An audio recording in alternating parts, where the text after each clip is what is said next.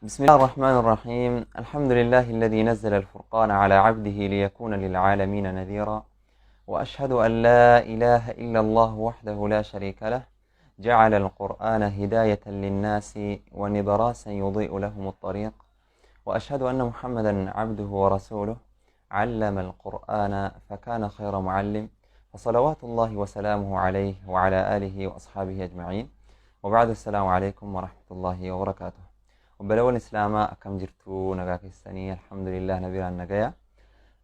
إن شاء الله وياه الرأى إبا كتابة أو بلسكينيا أستاذ عمر الفاروق كبير جرمانيتي ويا سبتي كالوكوفسا أوروباتي ويا ديقدمة جسد دي التفا كما لما في ديقدمي لما تتاسفوا ميشولا إبا كتابة سن إلى الكسي سوداني رافي رمينجرا. kanaaf insha Allah waa'ee qur'aanaa waa tokko jechuuf viidiyoo kana qopheesseen jira jechuudha. Egaa akkuma beeknu waa'ee qur'aanaa daqiiqaa muraasa keessatti dubbatanii hin fixanii. Kanaaf insha Allah ni waama xiqqoo takka sadarkaa qur'aana barachuun qabu, sadarkaa qur'aana qara'uu ittiin hojjetu, sadarkaa kun qabu maal akka ta'e insha Allah waa lama sadii jedhee akkasitti gabaabsuufanii yaalaa jechuudha. Rabbiin subhaanahu wa ta'aalaa ergamtoota hedduu ergee jira.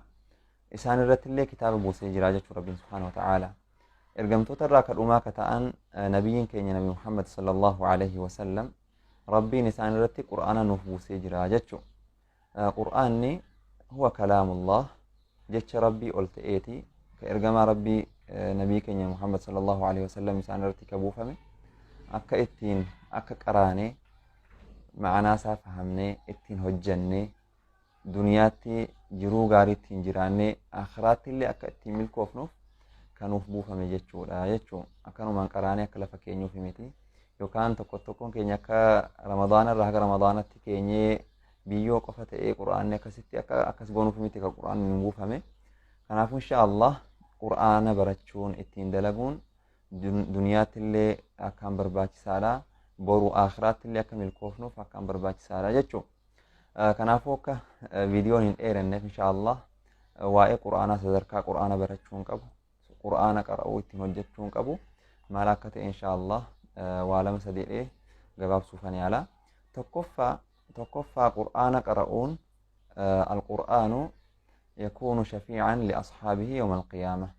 Quraana qara'uun namni quraana duniyaa kanarratti illee qara'ee ittiin hojjetee darbee jedhee ويا آخرة ما نقدو تأفي رفاعات القرآن كإرجام ربي صلى الله عليه وسلم جدا اقرأوا القرآن فإنه يأتي يوم القيامة شفيعا لأصحابه. قرآن كان قرأ قرآنكم ويا برو ويا آخرة ورا دنيا كانت رتي إسا قرآني اتين وجتني دربني ما نقدو تأفي رفاعات إرجام ربي صلى الله عليه وسلم. كان في قرآن قرؤون اتين وجتون برباج سال آجتشو كلام القرآن سبب الرفعة في الدنيا والآخرة. قرآن قرؤون دنيات اللي آخرات اللي ربين سدركا إلما ما كان أولفو الآيات قرآن كان أكير كما ربي صلى الله عليه وسلم حديث إساني كستيرا إن الله يرفع بهذا القرآن أقواما ويضع به آخرين. قرآن كان ربين جرتك أولفو كبيرامو كبايرا ربين كأولفو جرى كميتي جرى قرآن كان قرئي فهمee ittiin hojjetee darbeef duniyaatti jiruu gaarii isaan jiraachisa, jiruu qananii qabdu ka cinqaa hin qabne isaan jiraachisa. Akhiraatti immoo jannata keessatti sadarkaa isaanii ol fuudha. Ka qur'aana kana immoo ittiin amanne ka ittiin hojjenne hoo wayada'u isaan duniyaa kanarratti jiruu cinqaa qabdu, jiruu gammachuu hin qabne isaan jiraachisa. Akhiraatti illee akkasuma sadarkaan isaanii gabbu'aa jechuun akkuma Rabbiin subhaanahu wa ta'aalaa suuraa Xahaa keessa maal jedhee ومن أعرض عن ذكري فإن له معيشة ضنكا. نمني ذكرك يرى دوغدا غليجة قرآن را نمني دوغدا غليجة جروج إنك أقبدو إسا جراج نهاية ربي سبحانه وتعالى الدنيا تنرد وره ذكر ربي جالته الذين آمنوا وتطمئن قلوبهم بذكر الله. قلبين إساني ذكر ربي الآن كرقاتوا إلى ربين قرآن ربي قرؤون إمو ذكر راك الرجالة كتئ sadarkaa ol aanaa qabu maaliif dhikrii rabbii irraa quraana qara'uu jechuudha. Kanaafuu quraana qara'uun duniyaatti gammachuu akka argannu nu taasisa, jiruu gaarii akka jiraannu nu taasisa. Akhiraatti immoo sadarkaan keenya akka rabbiin subhaanahu wa ta'ala sadarkaa keenya duniyaatti illee akhiraatti illee akka ol qabu saniif nu gargaara jechuudha. Quraana rabbii barachuun ittiin dalaguun ittiin hojjechuun jechuudha.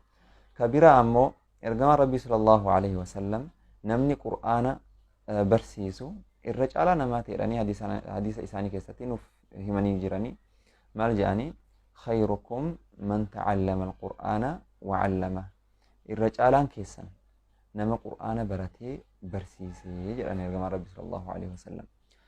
Kanaafuu qur'aana barsiisuun illee baratanii barsiisuun irra caalaa nama godha jechuudha. Akkasitti qur'aana rabbii jechuun kalaamullah jecha rabbiiti kabuufame immoo min afdalil khalq irra caalaa namaa ka ta'an irra caalaa ergamtootaa ka ta'an nabii Muhammad sallallahu alaihi wasallam isaan irratti buufame wanta sadarkaa guddaa kana qabu immoo barsiisuun immoo irra caalaa nama godha jechuudha. Waa akkasiiti.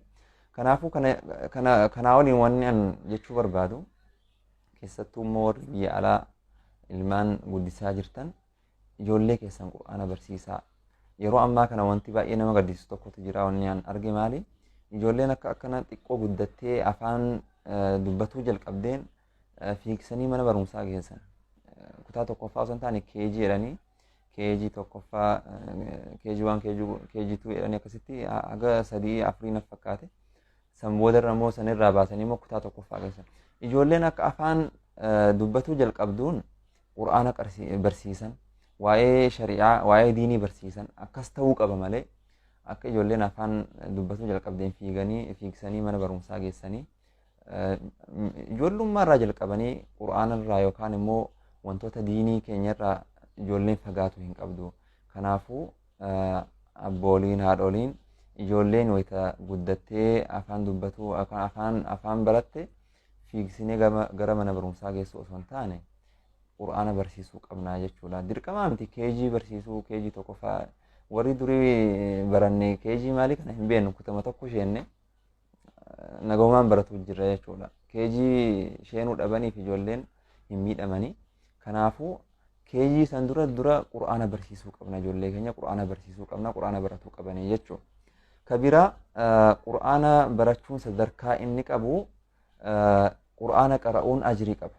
Ergamaan rabbi sallallahu alaihi wasallam maal jedhani man qara'a harfan min kitaabillahi falahu bihi hasana wal hasanatu bi'ashri amthaliha la aqulu alif lam mim harf walakin alifun harfun ولام حرف وميم حرف جنان كما ربي صلى الله عليه وسلم. من قرأ حرفا من كتاب الله نمني حرفيتك كتاب ربي الراقري فله به حسنة سنين حسناتك أرقتا تلتوتك أرقتا تلتون تكمو والحسنة بعشر أمثالها قل أنين بائي فمتي فيه لا أقول هنجأوا لأن كما ربي صلى الله عليه وسلم ألف لام ميم حرف ألف لام ميم جنيو يتكرر نكون أكحرفي تكتل لك وإلى نجمع ربي ألف ولكن جرو ألف حرف ألف حرف إلى لام ولام حرف لام حرف إلى وميم حرف وميم حرف سدي يجو سدي كان ألف لام ميم ويتيرو نمتكو مالي سدي بايسو كل أني صدم يجو درجات صدم أرجعتها يجو كان أكون نمني صفحاتك فيجيتك يوكري صفحة لم يوكري أجري هدو أرجعتها يجو لا عبادة على القرآن كروني أجري هدو أرجعتها نمني. Kanaaf sadarkaa akkasii qabaa jechuudha. Kabiraa immoo namni qur'aana qara'u raggaasuu argata. Malaa'ikaan dhuftee isa dhaggeeffatti jechuudha. Sahaabtichi tokko zabana ergamaa rabbi sallallahu alaihi wasallam wayita qur'aana qara'u fardisaa maddiin jira ni iyya ni rifata fardi sahaabticha kanaadha. Sahaabtichi sun ganama sana ergamaa rabbii bira deemee yaa ergamaa rabbii wanti akkana na mudate maali himate.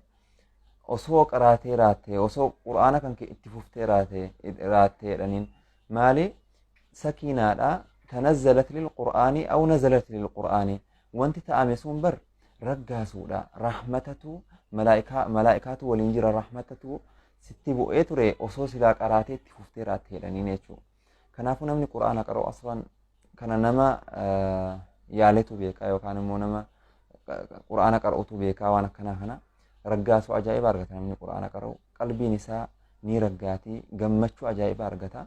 Kanaafuu ملائكان اللي جنين ما جرن إرجما ربي ويت قرآن إرجما ربي برد فتني إنا سمعنا قرآنا عجبا جنين اللي عجائب فتيشو قرآني وأنا عجائباتي وهي قرآن ويت توكو بر أستاذنا كنا ويت إيران غازيتا وكان مو كتابة ويت وكو نمني ويت لما ويت سدي يودو بسه نينوف قرآن قرو حاجة جرو كان كيتي يودو بست مئة إسا يود أجيفتي مئة إسا وان النفهمني وان أجائبات يجودا وان أكسيتي واي قرآن فضل قرآن دبديهم فتو كما جل قبرت سنيمة واي قرآن واحد دو تجرما إن شاء الله سنتهن إيرسو كانوا مرتي جباب إن شاء الله قرآن ربي سبحانه وتعالى قرأوا قبنا جولي كنا برسيفتو قبنا أو في اللي برتو قبنا قرأوا قفا أصوهن تاني مو اتين هجتو قبنا إن شاء الله كانوا من جتشو بربادا